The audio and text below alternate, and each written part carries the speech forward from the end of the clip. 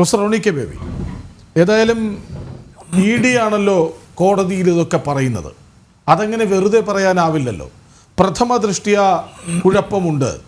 142 കോടി രൂപ സോണിയയ്ക്കും രാഹുലിനും ലഭിച്ചതിന് തെളിവുണ്ട് എന്ന് ഇ ഡി പറയുന്നുവെങ്കിൽ അതിന് പിന്നിൽ ഒരു ആത്മവിശ്വാസം ഉണ്ടാകുമല്ലോ.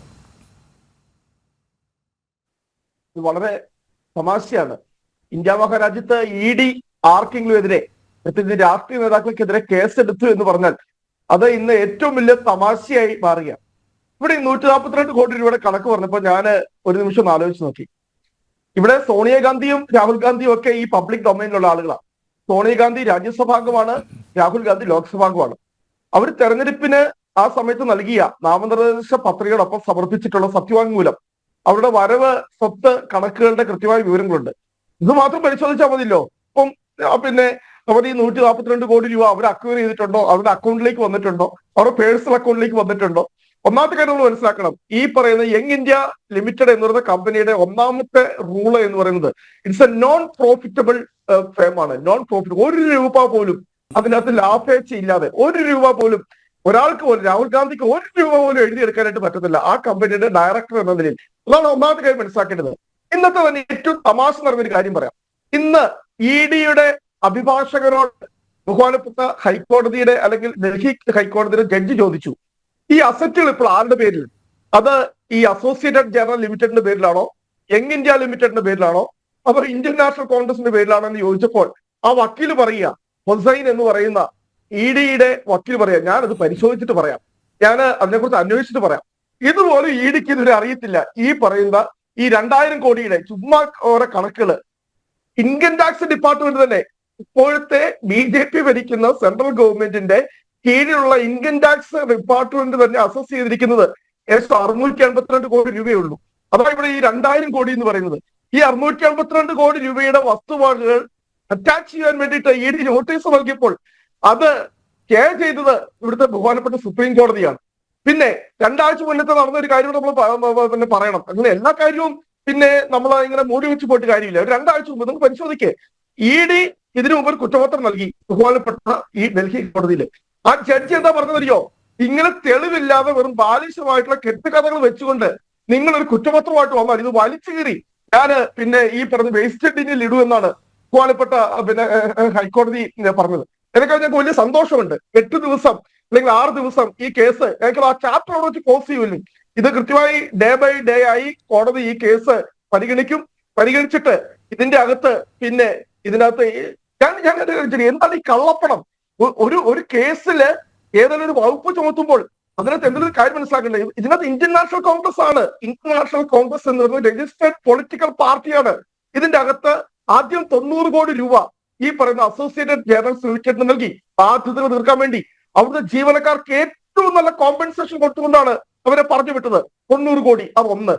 2, ഇന്ത്യൻ നാഷണൽ കോൺഗ്രസ് എന്ന് പറയുന്നത് രജിസ്റ്റേർഡ് പൊളിറ്റിക്കൽ പാർട്ടിയാണ്. 50 ലക്ഷം രൂപ ഈ യങ് ഇന്ത്യ എന്ന് പറയുന്ന കമ്പനിക്ക് കൊടുത്തത് എന്തിനു വേണ്ടിയിട്ടാണ്? ഈ പറയുന്ന ഓഹരികൾ, അതായത് ടേക്ക് ഓവർ അല്ല, ആ വാക്കുകൾ ശ്രദ്ധിക്കണം. ടേക്ക് ഓവർ അല്ലെങ്കിൽ ഓഹരികൾ കൈമാറ്റം എന്നൊക്കെ പറയുന്ന ആ വാക്കുകൾ ശ്രദ്ധിക്കണം. 2010 ഈ അസോസിയേറ്റഡ് ഇന്ത്യ ലിമിറ്റഡിന്റെ ഓഹരികൾ യങ് ഇന്ത്യ ലിമിറ്റഡിന് അത് കൈമാറുമ്പോൾ അതിൽ 76% ഉള്ളൂ സോണിയാഗാന്ധിക്ക്, രാഹുൽ ഗാന്ധിക്ക്. ഇപ്പോഴും അസോസിയേറ്റഡ് ജേർണൽസ് ലിമിറ്റഡ് എന്ന് പറയുന്ന കമ്പനി, ആ കമ്പനി പ്രവർത്തിക്കുന്നുണ്ട്. ഇപ്പോഴും ഈ പറയുന്ന നാഷണൽ ഹെറാൾഡ് എന്ന് പറയുന്നത് പത്രം ഇറങ്ങുന്നുണ്ട്. ഓൺലൈനായിട്ടാണ് ഇറങ്ങുന്നത്. നിങ്ങൾ പരിശോധിക്കുക ആരാണ് ഇപ്പോഴും അതിന്റെ പബ്ലിഷർ ആൻഡ് പ്രിന്റിംഗ് ആൻഡ് പബ്ലിഷക്കാരെ നോക്കുക. അത് അസോസിയേറ്റഡ് ജേർണൽ ലിമിറ്റഡാ. അതുകൊണ്ടാണ് ഇത് വളരെ കൃത്യമായി ഇന്ന് ഡൽഹി ഹൈക്കോടതിയുടെ ജഡ്ജി ചോദിച്ചത്, ആരാണ് ഇതിന്റെ അസറ്റുകൾ ഇപ്പോൾ ഓൺ ചെയ്യുന്നത്? അത് യങ് ഇന്ത്യ ലിമിറ്റഡ് ആണോ അതോ അസോസിയേറ്റഡ് ജേർണൽസ് ലിമിറ്റഡ് ആണോ എന്ന് പറയുന്നത്. 2010 ഈ യങ് ഇന്ത്യ ലിമിറ്റഡ് കമ്പനിക്ക് ഇതിന്റെ ഷെയർ അല്ലെങ്കിൽ അതിന്റെ ഇത്ര ശതമാനം ഷെയറുകൾ കൊടുക്കാൻ തീരുമാനിച്ചപ്പോൾ 1047 ഷെയർ ഹോൾഡേഴ്സ് ആയിരുന്നു ആ അസോസിയേറ്റഡ് ജേർണൽസ് ലിമിറ്റഡ് ഉണ്ടായിരുന്നത്. പ്രശാന്ത് ഭൂഷണിനെ പോലെയൊക്കെയുള്ള അല്ലെങ്കിൽ മാർക്കന്റെ കഞ്ചുവിനെ പോലെയുള്ള ആളുകളൊക്കെ അതിന്റെ ഷെയർ ഹോൾഡേഴ്സ് ആയിരുന്നു. ഒരാൾ പോലും ഈ ഷെയറുകൾ ഈ പറയുന്ന യങ് ഇന്ത്യ ലിമിറ്റഡ് എന്ന് പറയുന്ന പുതുതായി ഫോർട്ട് ചെയ്ത ഈ കമ്പനിക്ക്, കാരണം നമുക്കറിയാം 90 കോടി രൂപ ഇന്ത്യൻ നാഷണൽ കോൺഗ്രസ്, കാരണം ഞങ്ങൾക്ക് അത്ര വൈകാരികമാണ്. ഇൻഫോയിൽ പറഞ്ഞതുപോലെ സ്വാതന്ത്ര്യ സമരത്തിന്റെ പേരിലല്ല, സ്വാതന്ത്ര്യ സമരത്തിന് വേണ്ടിയാ. നമ്മളങ്ങനെ ചുമ്മാ ഒരു വാക്കൊക്കെ ഉപയോഗിക്കണം. സ്വാതന്ത്ര്യ സമരത്തിന്റെ പേരിലെ നെഹ്റു നാട്ടിൽ നിന്നൊക്കെ കാശ് പിരിച്ച് പോക്കറ്റിലാക്കാൻ വേണ്ടി ഉണ്ടാക്കിയ പത്രമൊന്നുമല്ല ഈ പറയുന്ന നാഷണൽ ഹെറാൾഡ്. 3 പത്രങ്ങൾ, നാഷണൽ ഹെറാൾഡ്, അതിന്റെ പിന്നെ ഉറുദു, ഇതിന്റെ ഹിന്ദു ഉൾപ്പെടെ 3 ഈ ബ്രിട്ടീഷുകാർക്കെതിരെ സ്വാതന്ത്ര്യ സമരത്തിന്റെ മുന്നണി ശരി, പ്രൊഫസർ റോണിക്ക ബേബി, കാശ് പിരിച്ച് പോക്കറ്റിട ഉണ്ടാക്കിയതല്ല, അത് തന്നെയാണ് ഞങ്ങളും പറയുന്നത്. പക്ഷേ അതിപ്പോൾ ഈ പുതിയ തലമുറ അറിയപ്പെടുന്നത് സോണിയാഗാന്ധിയും രാഹുൽ ഗാന്ധിയും അഴിമതി ഉണ്ടാക്കിയ കേസിന്റെ പേരിലാണ്. അവിടെയാണ് പ്രശ്നം. ഞാൻ പറഞ്ഞല്ലോ, ഇവിടെ 90 കോടി രൂപ ഞങ്ങൾക്ക് മാറി നിൽക്കാൻ കഴിയില്ല.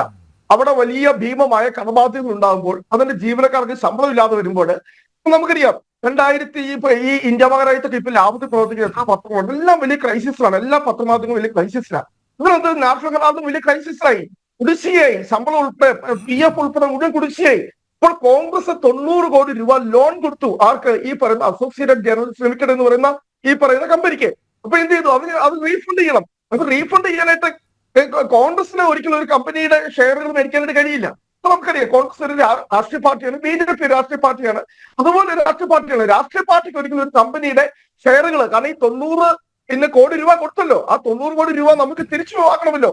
അപ്പൊ ആ 90 കോടി രൂപ തിരിച്ചു വാങ്ങുന്നതിന് വേണ്ടി പിന്നെ വോട്ട് ചെയ്തൊരു കമ്പനിയാ. അതിനകത്ത് എങ്ങനെയാണ് സോണിയാഗാന്ധി രാഹുൽ ഗാന്ധി വന്നതിന് കൃത്യമായി പറയാം. സോണിയാഗാന്ധി അന്ന് AICC പ്രസിഡന്റാണ്. 2, രാഹുൽ ഗാന്ധി AICC ജനറൽ സെക്രട്ടറിയാണ്. 3, അന്ന് കോൺഗ്രസിന്റെ ഖജാൻജി എന്ന് പറയുന്നത് ഓസ്കാർ ഫെർണാണ്ടസ് ആണ്. അങ്ങനെയാണ് ഇവരെല്ലാം ഇതിനകത്ത് വന്നത്. അല്ലാതെ ഇതിനകത്ത് നിങ്ങളൊരു കാര്യം മനസ്സിലാക്കണം, ഇതിനകത്ത് ഒറ്റ കാര്യത്തിൽ ഇത് പൊളിയും. നിങ്ങൾ തെളിയിക്കുക, രാഹുൽ ഗാന്ധിയുടെയോ സോണിയാഗാന്ധിയുടെ പേഴ്സണൽ അക്കൗണ്ടിലേക്ക് ഇതിന്റെ പേരിൽ 1 രൂപ പോലും, ഞാൻ പറഞ്ഞല്ലോ.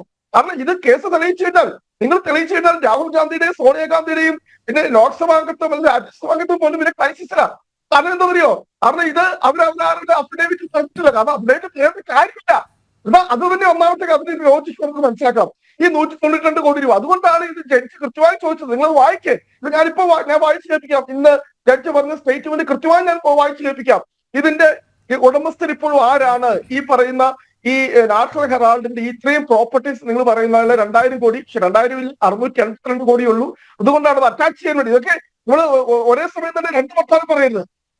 ഒരു സൈഡിൽ പറയുന്നത് 2000 കോടി, ഒരു സൈഡിൽ പറയുന്നത് ഇൻകം ടാക്സ് ഡിപ്പാർട്ട്മെന്റ് 682 കോടി രൂപ പിന്നെ അത്രയും അസറ്റ് അറ്റാച്ച് ചെയ്യാൻ വേണ്ടി നോട്ടീസ് കൊടുത്തു. ശരിക്കും 2 കോടി രൂപയുടെ ശരി, ഞാൻ അങ്ങയിലേക്ക് വരാം.